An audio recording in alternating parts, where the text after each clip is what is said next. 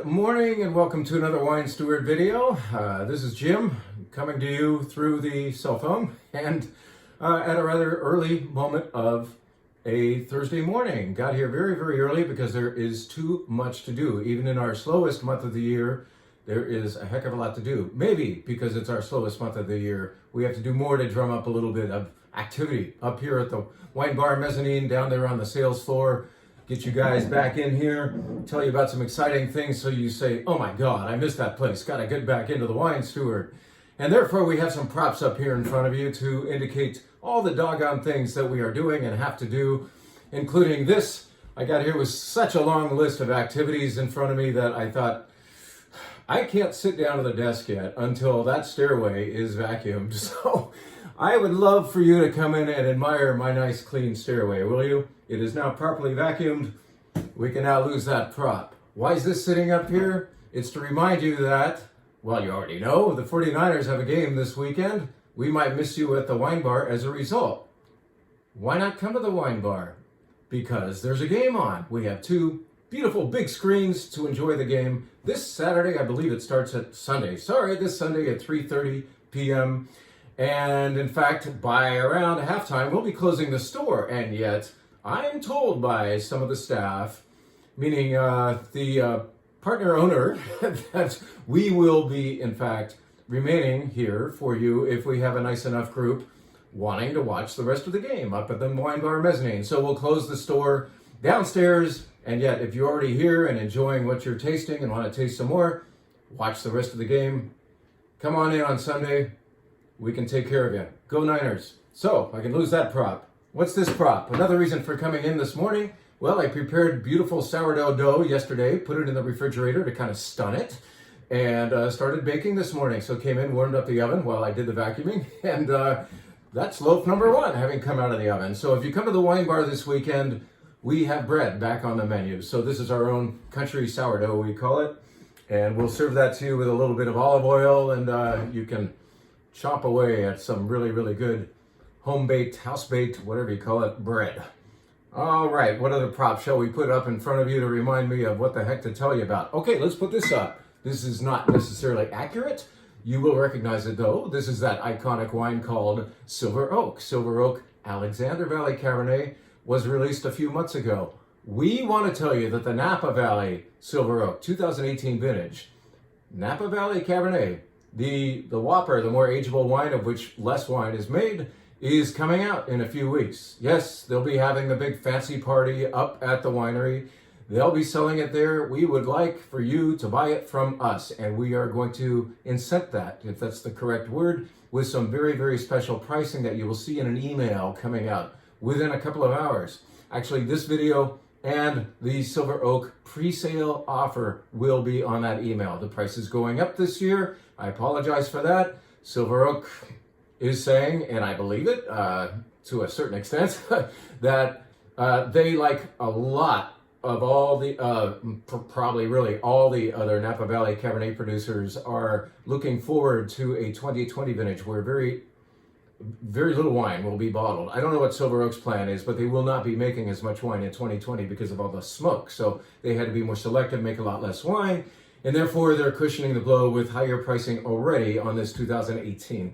I know we're not looking at the right bottle, but just imagine the 2018 Napa Valley Cabernet label in front of you. I tasted it the other day. I'm going to report on my findings and tell you why I think you, especially if you're a adorer of Silver Oak in the past, will love this next Napa Valley vintage. I spent a lot of time with that precious taste of mine, and I think you will too when you get a hold of a few bottles. So anyway, great pricing on Silver Oak coming. You need to buy it before February in order to get best pricing. Okay, enough said. You have been told. What else can we tell you? Well, I can tell you that this is really good, and I'll tell you about this in a minute, but hang on. Lovely. Hey, how about this? Look at this cool bottle. This is a wine of which only 60 bottles, 60 bottles, came to Northern California. It was poured for me last week, and I said, I'm not buying any wine. He said, taste the wine. I said, it's January, I'm not buying any wine. And he said, taste the wine. Well, first I smelled my wine because that's what I do, and then I tasted the wine, and then, oh my golly, I had to buy this wine because very time sensitive. Like, had to get it that day because this vendor was about to head over to the Michael Mina wine buyer. That's a chain, not even a chain, it's a restaurant group, as you know, a very famous, fancy-dancy restaurant group over in San Francisco. He was about to show them this exact same bottle, the bottle he had uncorked for me first. This wine was gorgeous. I spoke for 18 of those 60 bottles. So I'm sorry to those guys across the bay that you're not going to get your full 10 six-pack wishes, but we got in on the action. We left a little for you. What is it? It is beautiful Chablis by a producer named Regnard. It is 2021, brand new release. A lot of people who are really, really into Chablis, we're missing the mineral nerve of that wine type in the 2020 vintage when things were a little more broad and lush and yummy, maybe. I mean, yummy Chablis is delicious. There's nothing wrong with it. But for Chablis to be really Chablis, for we purists, it needs to be minerally and lean and vibrant and almost electrical. That's happening here. This is a wonderfully anxious wine. It's delicious in a nervy way. It will also age amazingly. 18 bottles, guys, this is high 50s and into the mid 50s with your wine club discount. You wine club members get 10% off everything you buy here. Get in on this, okay? I'm gonna post this on the website. You can order it through our website, and you can also email me and say, hey, Jim, if there's any left, please, I'll take 2, 3, 4, I'll take 18 bottles. Regnard, Chablis, it is lovely. It's one of the best Chablis I've had in the last 5 years, I promise. And I taste a few, right? So, lovely wine. What else should I put in front of you? Let's put this wine-stained label up in front of you, a wine that you've never seen on the shelf at the Wine Steward. I was in Rioja about 3 months ago, and walking from Muga, Bodegas Muga, up the street to visit La Rioja Alta, right between those two wineries in this very, very famous district of Haro in Rioja, right between them was this producer, Gomez Cruzado. And I thought, have I seen that before? I don't know if I've seen that before. I thought, oh man, I love the labeling. I loved their font and all that, and it looks like yet another one of those classy and classical styled Riojas. You can kind of tell by the label that they are old school, and yet I don't think I've ever seen it in the market. Okay, back up. We told you a couple of weeks ago that we are going to do an event on February 1st. February 1st, I believe it is. Look at our website. You can correct me if I'm wrong. February 1st, we are going to do an event that is an immersion into one winery and then jumps around to wineries from all over the place. Why are we going to do this? Because we buy all of the wines concerned that evening from one wonderful broker, a beautiful broker friend of ours, Elizabeth Corsini, and her sister Sybil own Springboard Wine Company. And Liz herself will be here that evening, and perhaps a winery representative as well, to represent wines that brokerage sells to us. So that's the way we buy a lot of wine. We buy some wine directly from wineries, some directly from importers, some from distributors, and some from brokers like Liz. Some other day I can explain the differences between all those, but we buy wine from about 50 or 60 different people, and she is real people to us. Great friend. I've run a half marathon with her and we go back, Liz and I. And so it'll be so wonderful to have her back on the mezzanine now. She's too busy to see us very often anymore, so she has a guy named Jason come in and do the dirty work of visiting us more often. And Jason is our Springboard rep these days. So Jason came in the other day. I don't even know where to get into this story. I should say that what we're promoting now, this event, which is already half full because we told you about it once before, it's already half full. We are going to show a winery called Rath Winery in Monterey, 6 different ways. This is a Pinot Noir specialist, and so we have chosen 6 different single vineyard Pinot Noirs from Rath to show you, and 2 other Rath wines besides. The very first Brut Rosé that they've ever made, just in time for Valentine's Day, will be poured as well. It's gorgeous, it's winery only, but the winery has agreed to let it out so that the wine steward can have it on the mezzanine for you. And then the other wine is a very Northern Rhone style Syrah from Monterey. If you don't know what I mean, smell this wine, we'll explain it. I love it. I said, can this come out of the winery too? Because it is in fact one of those wines that they pour only at the winery and sell directly. But they said, yeah, for a good account, the wine steward's been buying our Pinot Noir for many, many years. Let's do that as well. So we're going to do that, and I think we're also going to do the Rath Fermata Chardonnay. So I believe that's 7 wines from Rath, And then we're going to jump off. We're going to springboard into other wines, which brings this up. Almost. I'm almost there, okay? I said to Jason, our Springboard rep, we need to taste some wines that Springboard has currently. Why don't you inspire us so that we can choose 6 other wines to pour at this same event? I do think the best tasting events we do are immersions. No, wait a minute. I think the best tasting events we do are actually scattered and going all over the place. This is both. Instead of an immersion exclusively into one winery, we are going to do both an immersion and a jump around. How about that? So we will have those 6 or 7 wines from Wrath, and then based on Jason coming last Tuesday and pouring no fewer than 20 wines for us, and we speed tasted through 20 wines in order to identify maybe 6, maybe 7 more if I'm reckless, in order to say, okay, here's Wrath, here's this domestic producer, Monterey, and then where shall we go? We're wine lovers. We want to jump all over the place. So he brought wine from Greece, wine from Italy. I know for sure we're going to do an Italy wine. We are going to taste almost certainly Rota, which is a Rioja, which is just up the street from these guys. And I'm still pondering this one. I have this big glass right here to continue my pondering. That's why the glass is stained. That's why the bottle is nearly empty by now, because Tuesday was a few days ago. I've been wondering, do we do 2 Riojas? Do we take up 2 of those 6 or 7 spots with Rioja and pour next door neighbors? Gomez Cruzado, 2014? Perhaps. I don't know. I am being seduced here. At any rate, can you understand what you guys get? You guys get the result of all this pondering, all this tasting we've done on your behalf. Yeah, it sounds like fun. It is fun. But we've been working to think of how to build this event out to keep it interesting for all of you wine lovers who love to jump around. So I'm sure Rioja is going to be represented by 1 or 2 bottles, and so will Italy. Based on what I've tasted, I had a wonderful Cabernet by Vinoche from Jason. I'm sure that's going to land in the event as well. A couple of whites, who knows what. I got to go back to my notes and take those 20 all the way down to 6, maybe 7. You heard that? All right, so that's just to tell you that that event being half full still has some seats remaining. That's February 7th. What are we doing on February 1st? No, that's February 1st. February 7th is our Wine 101 class. So if you want to bone up on wine, if you're still a little new to the subject, or if you want to bring somebody who is kind of like you'd like to introduce them to the world of wine, the Wine 101 class is great for that. Maybe you, as a wine lover, just want to recalibrate. We're going to taste about 10 wines that night and use them as inspirations for different wine appreciation 101 topics. So that is on February 7th. That's a Tuesday night. The first is a previous Wednesday night with Liz, the Wines of Springboard. Jason will be helping me out with all the pouring. It'll be great. Jason has already done his hard work. He's shown me I think a total of 25 wines in order to prepare for this event. Still thinking about it. All right, after all that, let's see. Have I hit the, yes, I told you about my vacuuming and the Reynard Chablis, the Silver Oak PreSale. I alluded to Wine Club. Wine Club members, your wines are ready to pick up.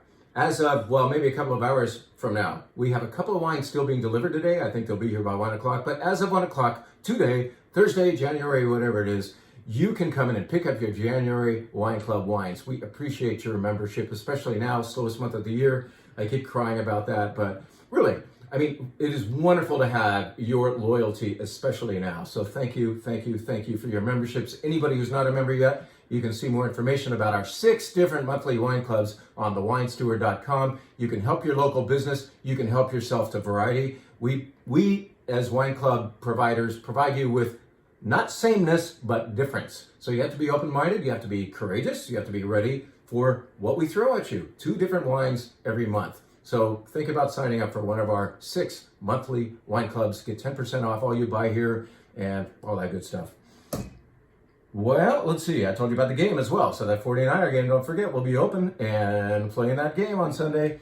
I am doing a lot of digressing. Why don't we tell you finally about what we're doing at the wine bar this weekend? Not even this weekend. We are now starting that wine bar menu earlier in the week so that on a sleepy Wednesday afternoon, early evening, you can come up. And you did yesterday. Thank you. We closed at 6 and many of you stayed right up until then. And the menu is still in play. So this is still fresh off the presses based on coming out I finally got it out there at 3 o'clock yesterday, maybe later. Grace can correct me. At any rate, this is a cool menu. Let's tell you about it. let's put this up in front of you to tell you about a sparkling wine that is not champagne. Maybe you have adjusted your wine buying budget slightly in January and you still want good sparkling wine. You can have it here. This is from France. But it is from a region that is just south of Champagne, a very famous region called Burgundy or Bourgogne. We call it Burgundy. We can't pronounce Bourgogne very well. I mean, I can't. At any rate, Cremant de Bourgogne is sparkling wine from Burgundy, France. And what would you think it would be made of? Well, it is made of the grapes. They grow there, of course. And the two main grapes are, class. We could tell you this in the Wine 101, but I'll tell you it now. If you don't already know, white Burgundy is Chardonnay. Red Burgundy is Pinot Noir. There are a few exceptions to that rule, and this includes the exceptions. So this has Pinot Noir, Chardonnay, and two other of the not so prevalent red and white grapes of Burgundy. One would be Gamay. You've heard of that. That's the great grape of Beaujolais, but they do grow a little bit up there in Burgundy as well. And the other grape involved here, the list of four, at the bottom of that list is good old Aligoté. Aligoté is in this too. So Chardonnay, Pinot Noir, Aligoté, Gamay. It's like a Burgundy lesson in one bottle. Besides all that, this is delicious. It's a wonderful value for the mid-20s. I think it's, $23.99, and that's before Wine Club discount. It's going to get down to around $21 for the Wine Club members. All we do is put your name in the register and says, hey, that's a Wine Club member. You want to give them 10% off? And we say, yes. And you'll get this for less. Delicious Brut Rosé, just in time for Valentine's Day, right? Nice stuff. So that's the sparkling wine of the week. Come on up and have a glass. And then we have a white flight for you that is an immersion. We talked about immersions before, and what I mean by that is it's like, even though sometimes our flights are scattered and we're taking you all over the place, sometimes they adhere to a theme. This time they adhere to a theme. We are going to do all Italian white wines on this flight. So the Italian white wine flight consists entirely of bright whites, higher acidity, vibrant, no oak whites, no malolactic fermentation. There is nothing clouding the picture of place and variety here. In other words, the barrel, you don't have to factor that in. It is not a factor. Malolactic fermentation, they didn't do it on any of these. So again, location and grape variety, purity happening in these 5 wines from Italy. This is a Falanghina. Falanghina is one of the important white grapes of Campania. So first we take you to a nice, beautiful, bright Falanghina. And then we take you across the Tyrrhenian Sea a little bit to the island of Sardinia for Costomolino by Argiolas. This is not made of Costomolino. It's not made by Argiolas. Well, it is. That's the producer. But it's made of a grape called Vermentino, a grape that many of you have come to know and love. Vermentino is happening by one of the greatest producers of Vermentino, to my mind. They make several levels of this stuff. At any rate, that's going to happen. And then one of the greatest producers of Pinot Grigio, a grape that many of you think is just like starter wine and simple and watery, and it frequently is. It is a mass-produced white wine of Italy, but there are producers who take it much more seriously. This guy up in Friuli named Yerman makes one of the great ones. So let's pour you great Pinot Grigio, shall we? Let's take you next to the pineapple bottle. This is finally back. I've been asking vendors for years, hey, do you guys remember that bottle that is yellow and shaped a little bit like a pineapple? At least we've always called this the pineapple bottle, but it's been gone from our shelves for many, many, many years. It's finally back, the brand new, fresh 2021, bright, beautiful Gavi called Villa Sparina. Gavi is the location in Piemonte, and when you have Gavi, you are having the grape called Cortese. Cortese is happening here brilliantly. You're going to love this wine. The pineapple bottle. And then, finally, a wine by a producer named Nossing, if I'm saying that right. This is imported by our friend Kermit Lynch, local importer of fantastic French and Italian wines. This is from Alto Adige, so way up north.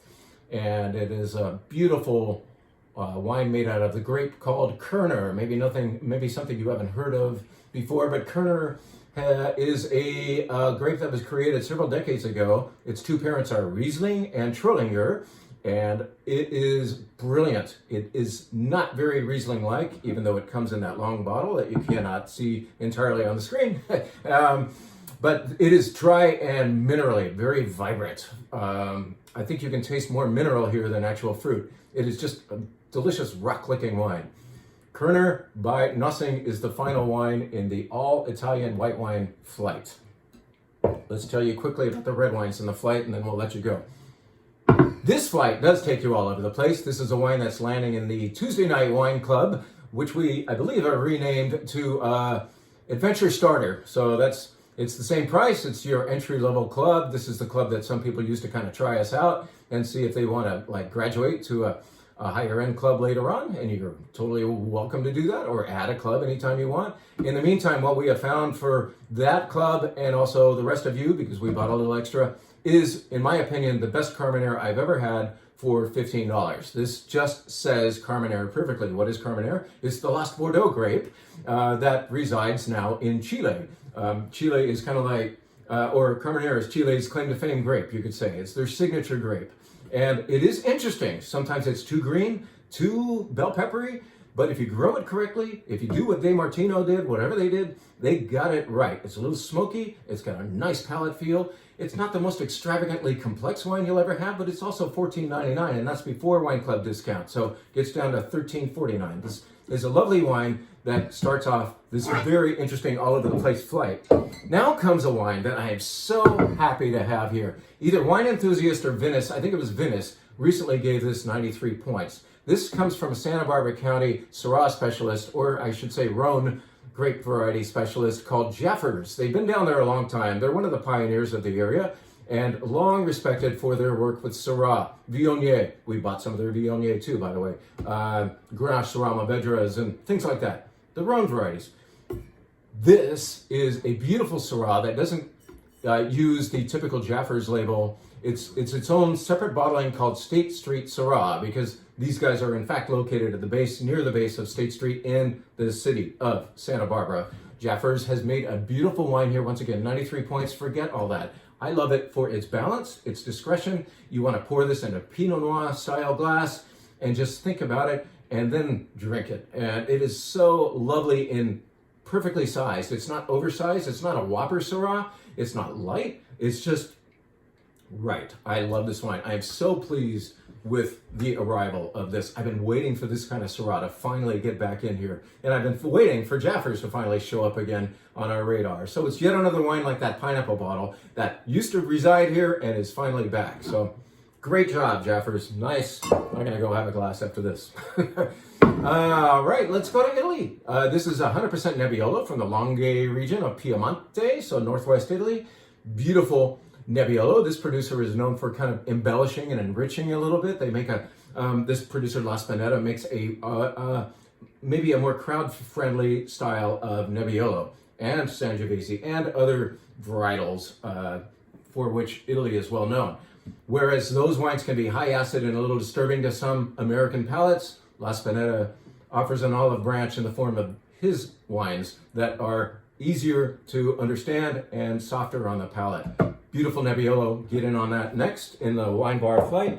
Now, let's disturb your palate a little bit. I talked about easygoing. This wine is structured. This wine has beautiful, I think it's beautiful, graphite structure in the mouth, kind of like a Bordeaux, but we're not in Bordeaux. We're going to Ribera del Duero, just about an hour's drive north of Madrid, Spain. This is 100% Tempranillo. It is classy stuff. It is like Bordeaux meets Spain in its styling. It will age amazingly. We brought this in last year and I put it on the wine bar this week in order to see how it's doing. It's doing wonderfully. It's starting to loosen up, but I really think that this would be wonderful in your cellar to check in on once a year for the next maybe 5 or 6 years. In other words, buy 5 or 6 bottles and check its progress and have it with lamb. Please, if you're a lamb lover, that's your wine right there. Sei Solo, actually, Preludio de Sei Solo. Sei Solo is the producer name. Really nice, 100% Tempranillo, classy stuff. We're going to go back to Italy one more time for the final wine of the flight and the final topic of the day. This is from Castello di Ama. It is Chianti Classico, and Chianti Classico can be inexpensive.